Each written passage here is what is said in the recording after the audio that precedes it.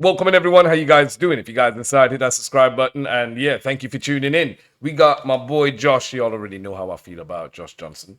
Love his style of comedy, and I'm gonna keep reacting to more of his stuff. I see a few of you keep telling me you keep looking forward when I do so. Here we are. Another one. I think it's what we got here. What's crashing out harder? Dodge or Tesla?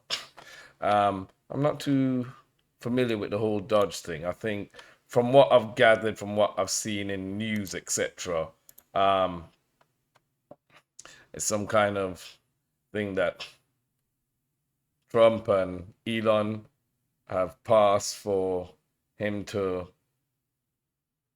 update new software to literally, in short, maximize output when it comes to jobs, etc. So in my brain, I kind of got from that was y'all trying to computerize AI everything. You know, when they have in warehouses where they try to sack a lot of workers to have robots instead doing a lot of jobs.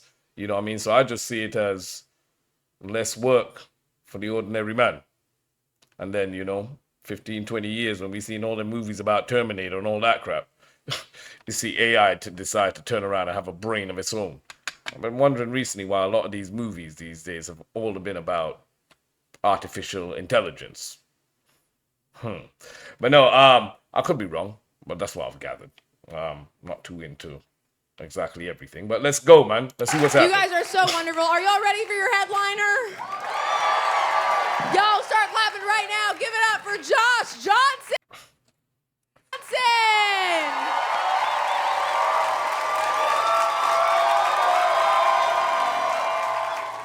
I don't know if y'all saw everything that's happening with Tesla either. Yeah, there's some craziness going on right now. That's crazy stuff. Okay, so basically, if you're not aware,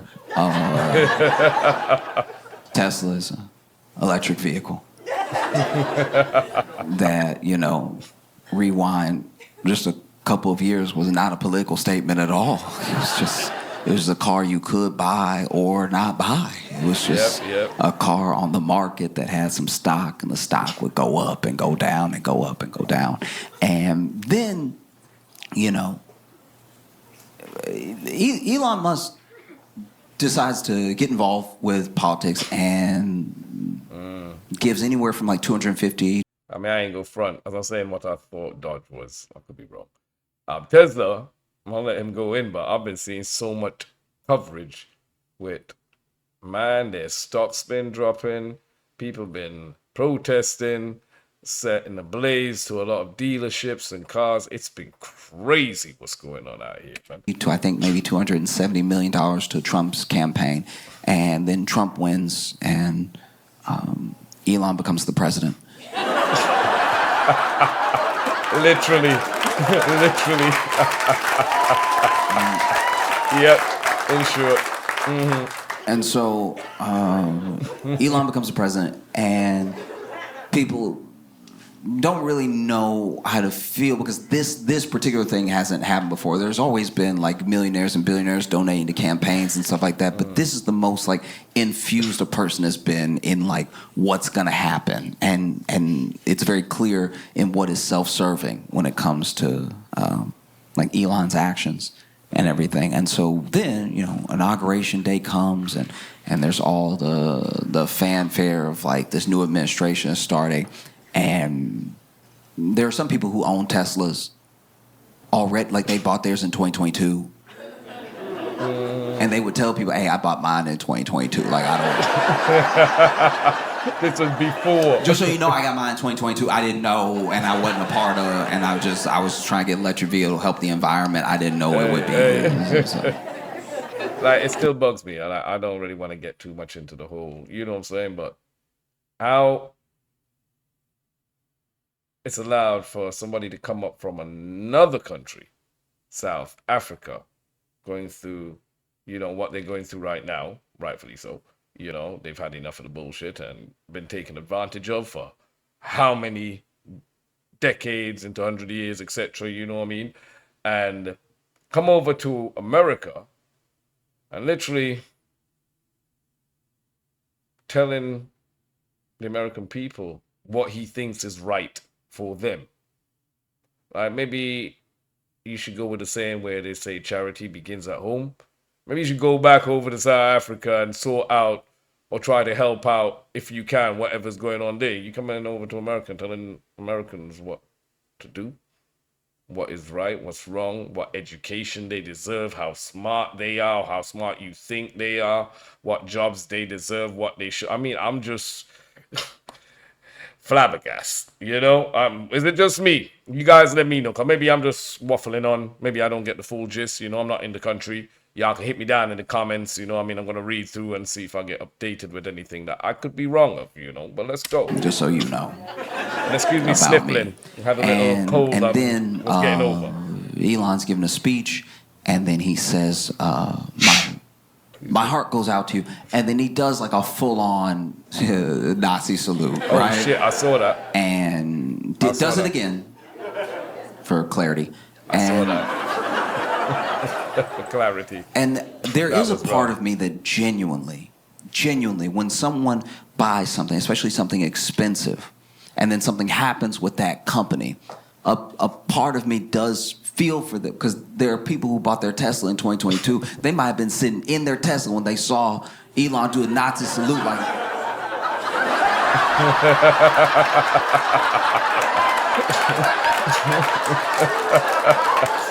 Facts.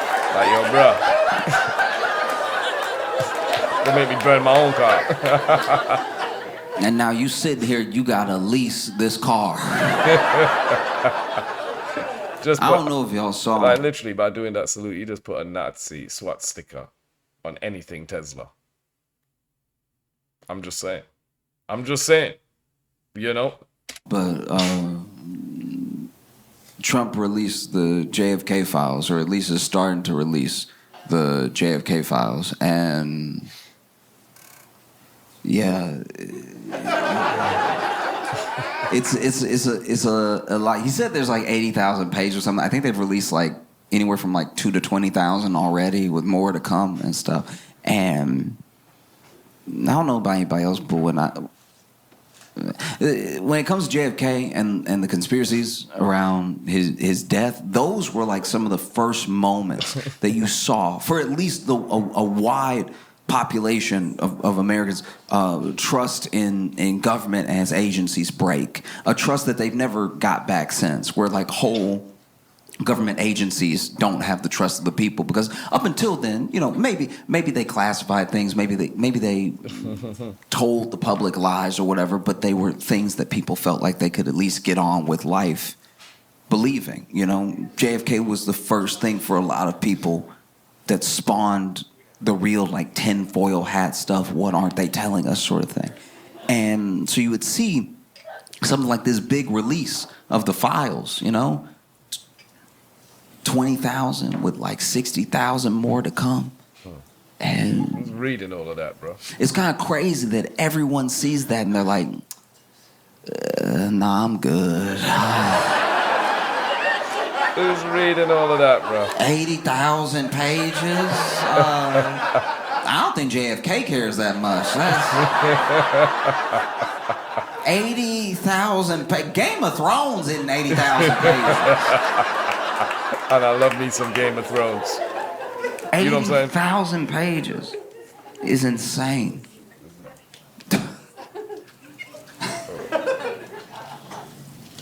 What are you doing? You know, it's like the thing is full. It's full. I've read some of it, and it's full of things that are snapshots of the time that JFK was assassinated in, but they aren't things that people were looking for. When people talk about files that they want released, they're talking about things that probably have been destroyed forever, like the some of the autopsy files, some of the coroner's notes, all that stuff like that is not in what's been released. What's been released are the goings-on of like Cuba, Mexico City, USSR, and everything. And the one thing that we did find out for sure through the release of the files is that the CIA had a much bigger file and much more knowledge of Lee Harvey Oswald than we previously thought.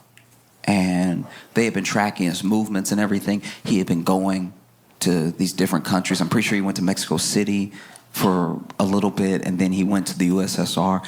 And I don't know if the word is defect, but he basically was trying to leave the U.S., become an expat, and join USSR, and even tore up his passport and everything. And the USSR was like, oh, nah.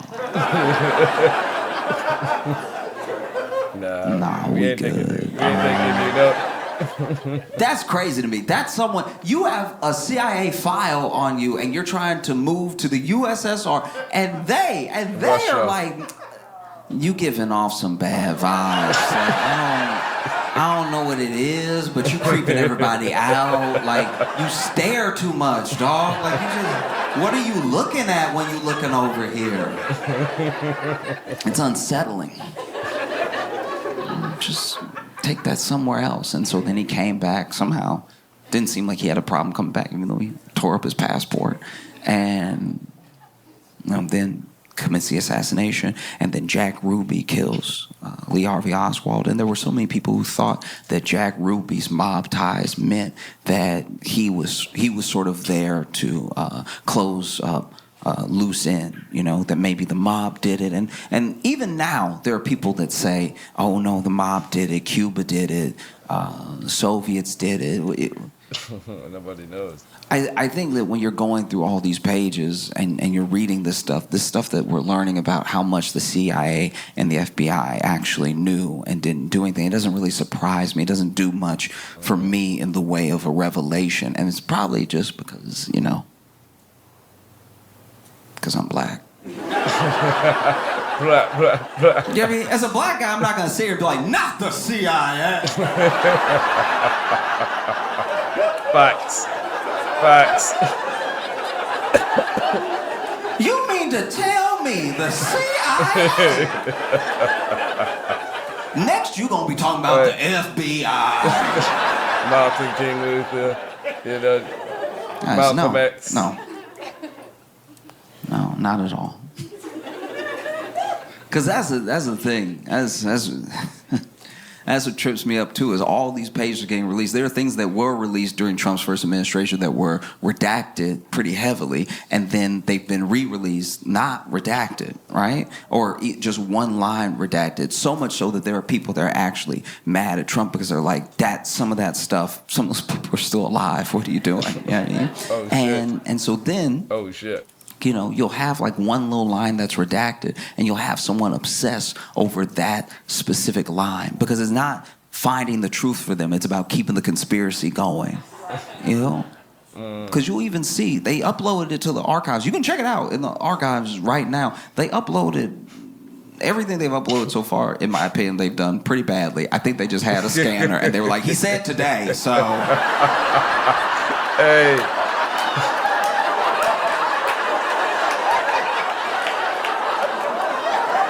And then they had that chat leak. I know it's crooked. And then they had that leak there just yesterday with the chat with all the classified information about the strikes that are meant to happen in Iran or whatever, with the defense secretary putting in a chat and the reporter being added to the chat.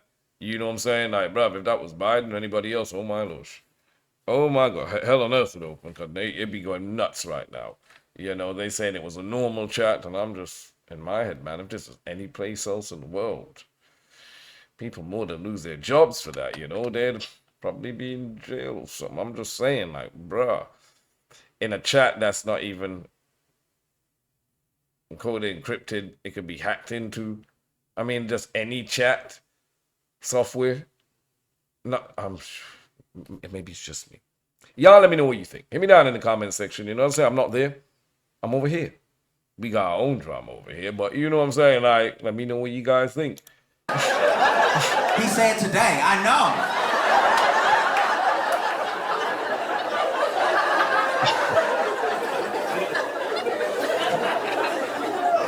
Honestly, I looked at some of the files, some of it, some of the handwriting in some of the notes, whether it's written by a CIA agent or like some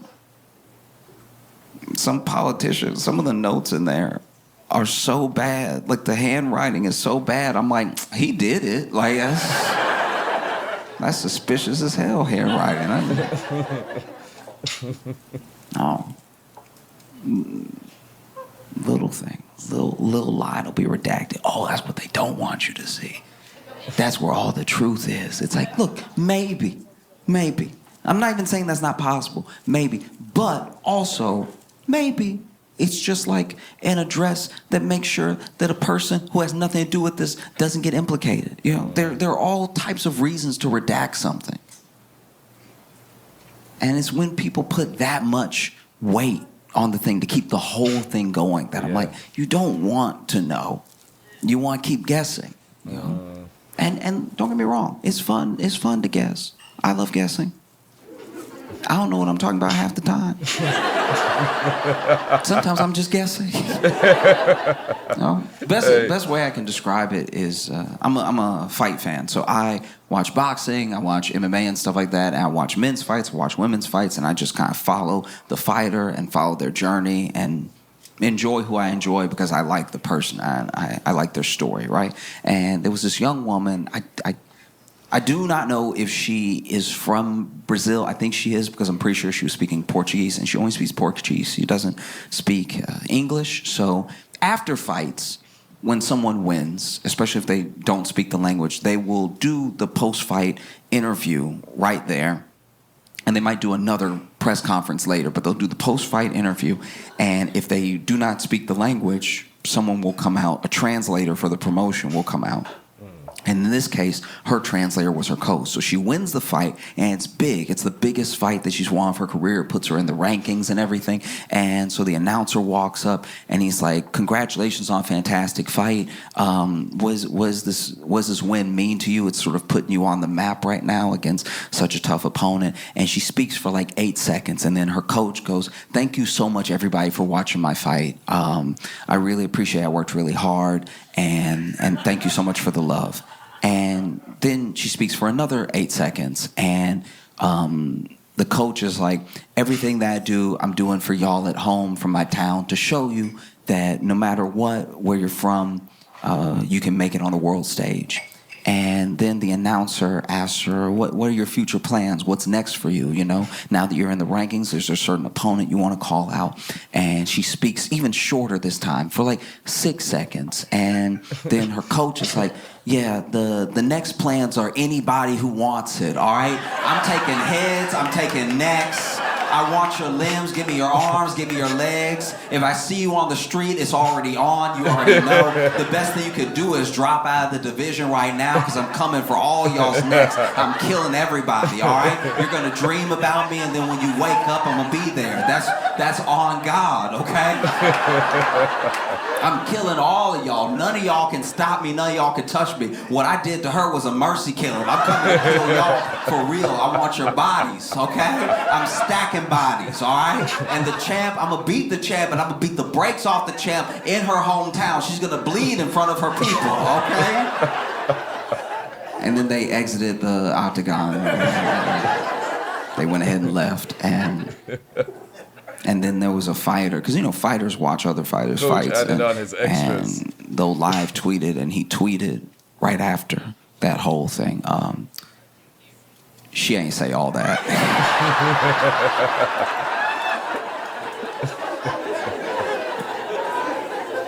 And I'm not gonna lie, that's what those redacted lines feel like to me sometimes, where I'm just like, yeah, look, maybe the whole truth is in the one sentence, but maybe it's in the 80,000 pages that nobody feels like reading.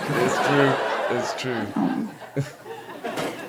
Because Trump said he was going to release JFK files, and he slowly released them over time, I guess. And then there were people that were like, "Well, why don't you release the Epstein files? The Epstein files are what we want. That's what we're actually focused on. Why won't you release the Epstein files? Is it because you actually knew Epstein? Is it because you might be implicated? Is it because you were on the flight logs? Why won't you release the Epstein files?" All right? And then he does release the Epstein files, but what he does is he releases a bunch of files that were already released like last year. Let me know what you think.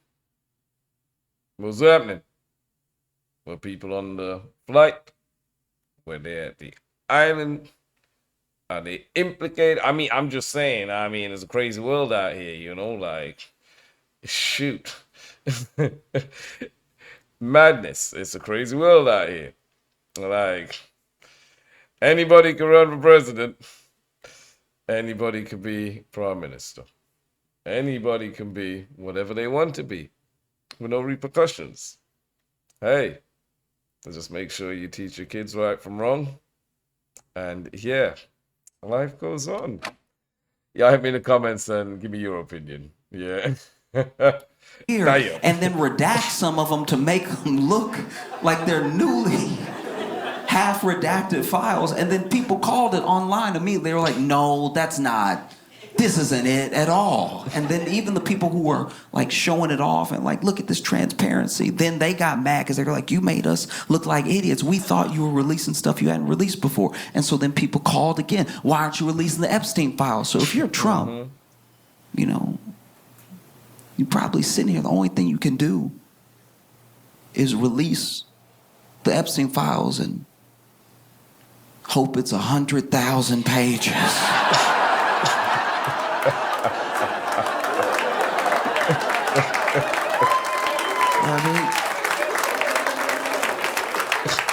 Who would have known the only distance between people and getting to the truth was reading? You know what I mean? We want to know. We as a people have the right to know. It's 80,000 pages. Hey. I'm gonna wait till the movie come out. Facts. 80,000 pages. I ain't reading that. That's too long. But what are you gonna do? You know, Elon's the president. We know he's the president because, first of all, he tell everybody to report to him, sending whole government employees emails telling me everything you did. It's like, isn't some of that classified? Like, it's wild. You stand in the Oval Office talking about what we're doing. It's like, who is we? Got your son in there. That's how you could tell Trump not the president. Got Elon's son rubbing his boogers on him. I've had a lot of jobs and a lot of bosses. And no boss's child has ever rubbed boogers on me. I will quit before I let your child rub boogers on me. You need to check your child. Elon is the face of Tesla. And he's also the face of DOGE, this department that's been cutting all these government jobs and gutting a lot of government programs and everything. And I've talked to a lot of people, a lot of people across the political spectrum about DOGE, about their actions, and from the time it started to present, right? So some people are like, oh, yeah, it's a little bit much now that we're very much on its side. There are some people that still don't see a problem. There's some people that hate it from the very beginning. But one thing that I have not come across, and I only speak for myself, I'm not talking about I can't speak for the entirety of the internet. One thing I've come across is that there is no one who I have come across that says that there's no waste in the government and that they don't want to get to the bottom of what can be saved or what can be put to better use somewhere else. I think that's what generally everybody would want. If you pay your taxes and then you see where money's being wasted, it's like, oh, we have so many people who need that money in other departments, just move it over to them or give it back to the people or whatever the thing is. I don't think people inherently are upset about the idea that there's waste in the government. I know people that work in the government, they're like, this is a little waste. And so all of it comes down to what you cut and how you do it. That's it, top to bottom. That's the only thing anybody could really have a problem with, what you cut and how you do it, right? And I'll be vulnerable for a second. I'll admit to you right now, I've worked jobs.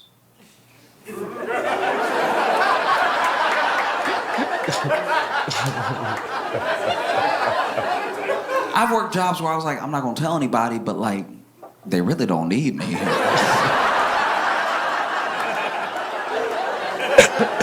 Like, as long as they paying, I'll keep showing up, but like...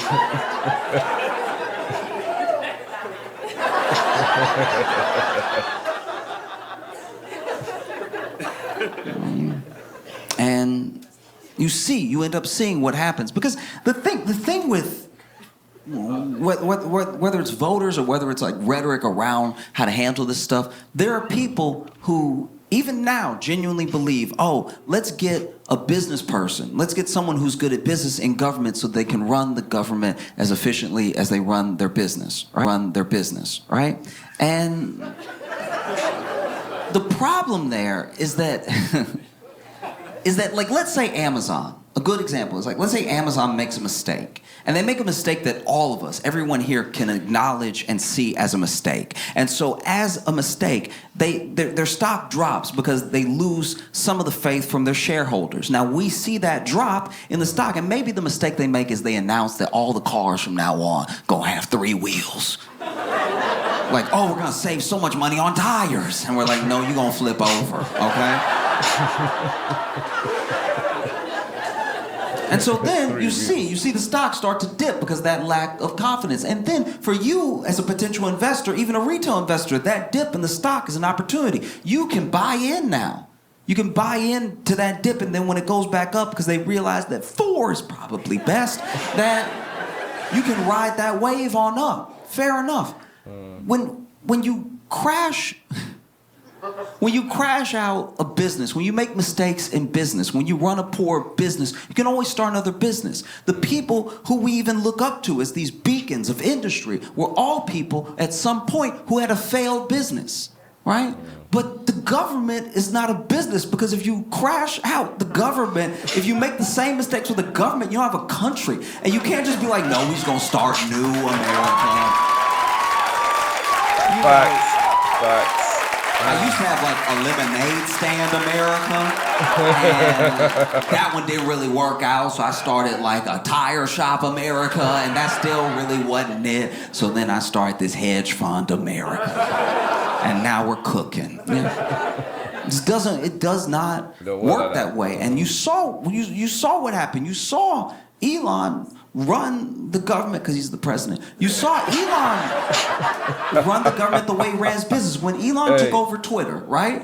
He comes into Twitter and he immediately starts firing everybody because he's like, you're waste, you're redundant, I don't know what you do, I don't know what that is, you're fired, you're fired, you're fired. And then a couple days after he took over, remember that brief period where he was like, how do you turn it on?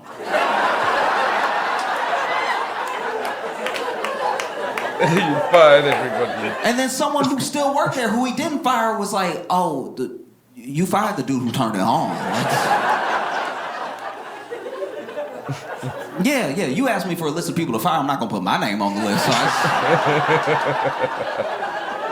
Yeah, I remember. He cleared out. And so you see, you end up seeing Elon firing people and then trying to like hire them back real quick and trying to like smooth over the things that he broke that didn't need breaking, you know? And then DOGE ends up working the same way. It ends up swooping in and firing a bunch of people and then trying to hire some of them back real quick, and it's chaos. And Elon is the face of it. He's the face of it because we didn't know who else was working in DOGE. We didn't know who was essentially like hacking into Social Security, who was going around judges' orders, who was breaking things and going to places they weren't supposed to be because we hadn't figured out how this whole thing was going to work. We didn't know. And then we found out that it was children. We found out they leaked the photos of those people that were high up in DOGE that were getting into Social Security and the IRS and everything. And we were like, what?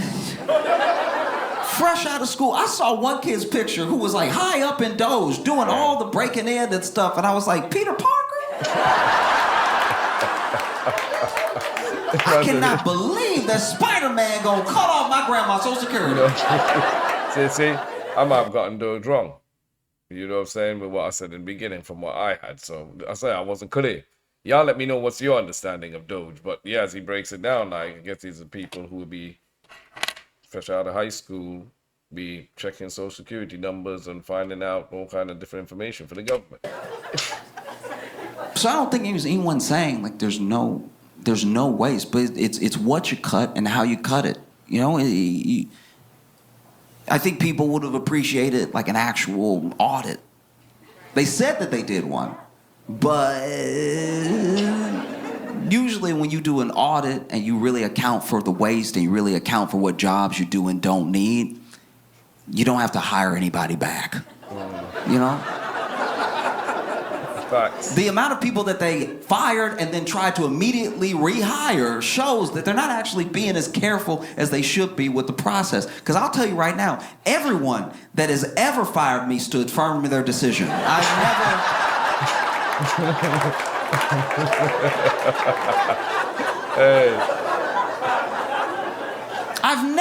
never been fired and then somebody ran out after me. Hold on. That's my bad. I was wild. I was trying to look good in front of the other employees. You come on back in here. That has never happened. Anyone who has ever fired me has never called me again.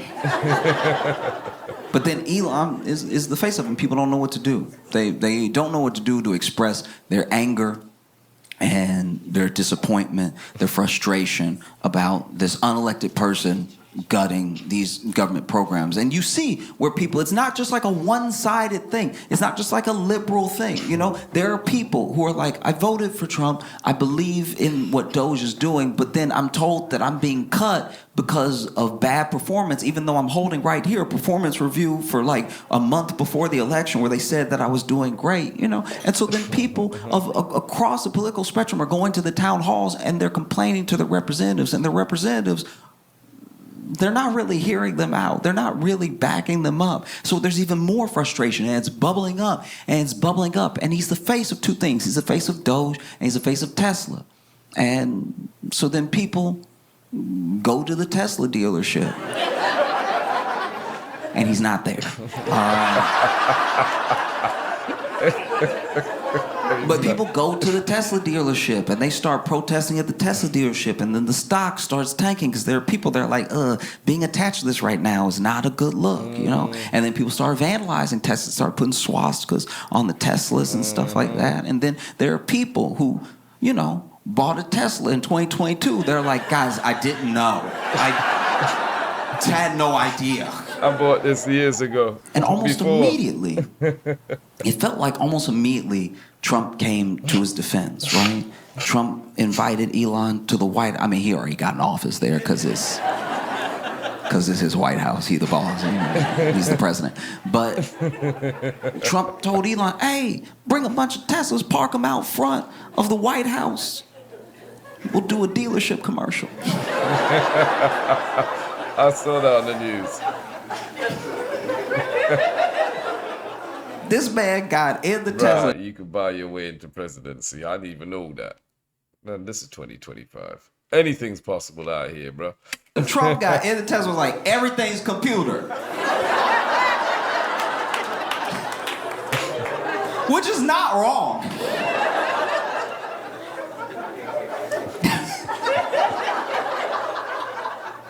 It's not wrong. I remember my first Tesla experience.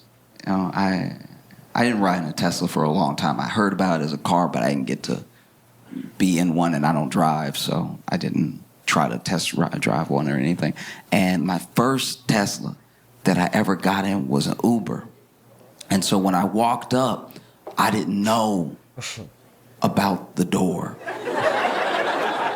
I didn't know the door be all smooth like that. So this is me. Look, I'm admitting for a second. I'm being vulnerable here. I'm admitting for a second that this is me. This is my bad. I was doing too much in my head. I was doing too much, all right? Know that I know that before I even admit this to you. I was doing too much, right? But when I walked up to the Tesla,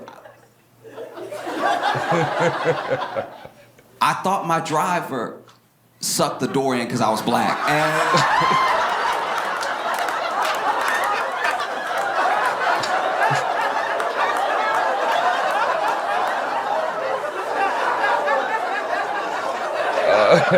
and I was standing there like, never in all my days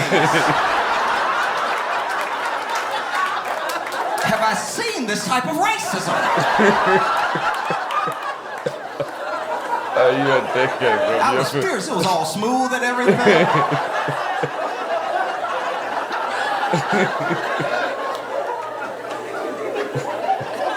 So finally, driver noticed I'm not getting in the car, so he rolled down the window. I lean over all indignant, like...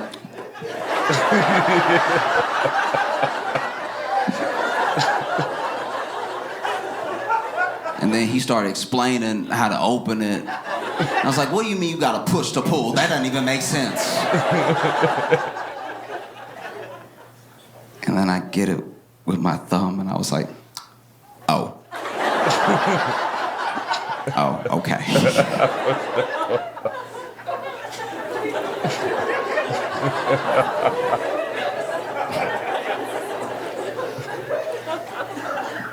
Got in the Uber, we took off. And this is the thing with gig economy jobs, right? Is that, how do I put this? There's a social contract we have not written yet on like how much this is like your property versus my time versus our experience, right? And so when I get in an Uber, I'm very respectful of the fact that this is this person's car. This isn't my car, right? I'm not renting it so it can be my car for a little while. And we're sharing this time together, but it is my time that I'm paying for, so that's what makes me the customer, you know? So I try to not make any waves. I get in an Uber and I'm just like whatever they need to do. Sometimes there are people who start driving Uber very, very early, so they're tired. And so they got to blast themselves with cold air. They have to have their window down. And I'm like, I'd rather that than us die warm. You know? So I don't say anything. I'm like, I'll just be uncomfortable on the way to the airport because that's what's keeping this man awake. And this is the person that showed up to drive me, right? So I almost never say anything. It's a very big deal for me to even try to say anything. And I go ahead and I do it, though. I'm like, hey, I'm so sorry. I'm not like, I usually don't do this or anything. But, you know, I leaned over to him and I was like, hey, I'm so sorry. But could you please, like, touch the wheel? Like... It's a Tesla. He not driving. No, I know it's autopilot. I know it's autopilot. You put it in and everything. I just don't know what I'm paying for if we going. Like if we I'm not telling you how to drive. I'm telling you to drive. Like it would be nice if you did drive. Like I agree. Just put a finger up. Make me believe. Just put a finger. I agree. And so you see. Make me believe. Just put a finger.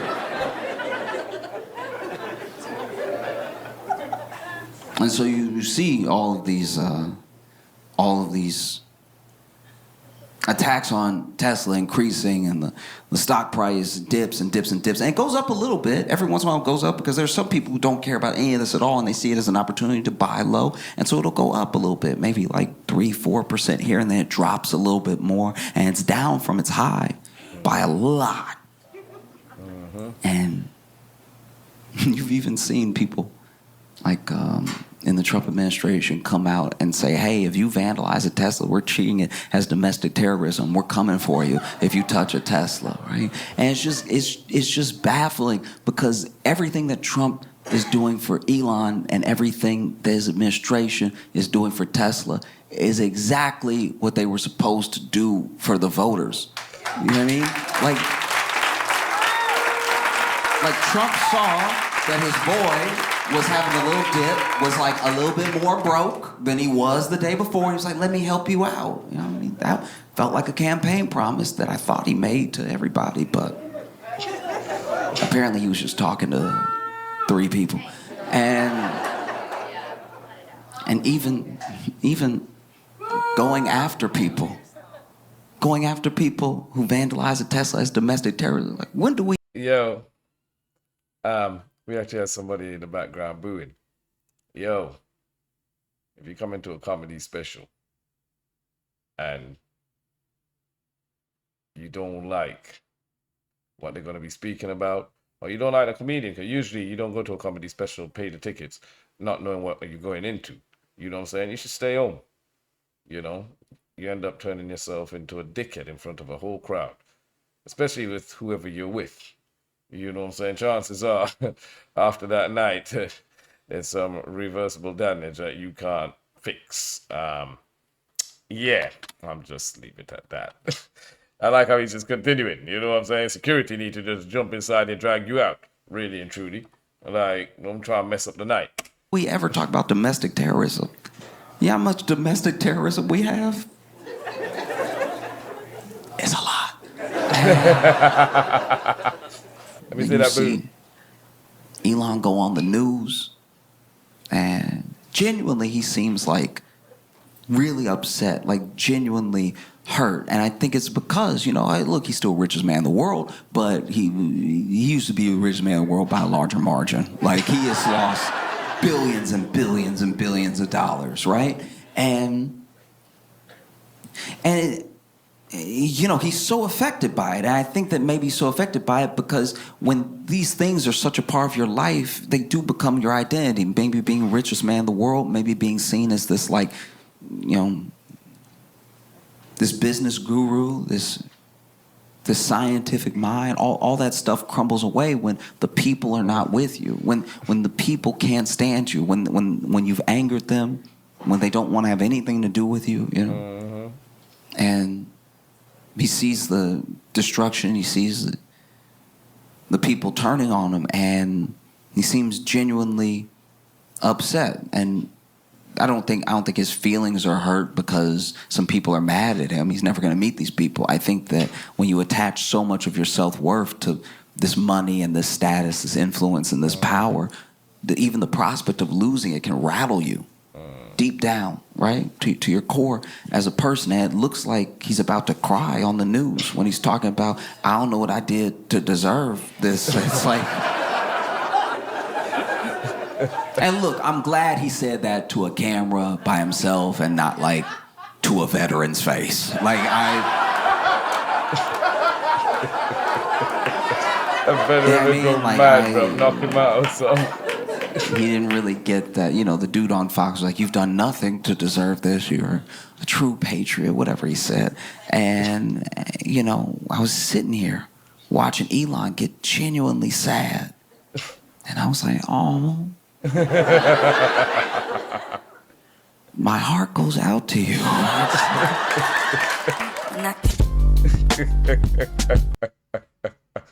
No, man. But on a real note, like, we're in for some crazy times ahead. A whole bunch of, like, I just hope, like, I got family in the States. I've got family in Canada. And I just pray that, America is not putting themselves in a situation where the whole world decides to turn on them. Because right now it looks like they're trying to be best of friends with we know who. So we know, and I know a lot of Americans are not for a lot of the craziness going on right now. And there are a lot that are for it. I mean, as I said, I'm over this side of the waters. So I just look at stuff and be like, damn, bruh, what's happening right now? 2025 has already started off on some mad thing, as they love to say. But yeah, if you guys want to see me do some more reactions, as I said, check out my Josh Johnson playlist. Hit me down in the comment section. Let me know what you think, and I'll see you on the next one. Take care, be safe, stay blessed. Thank you for tuning in.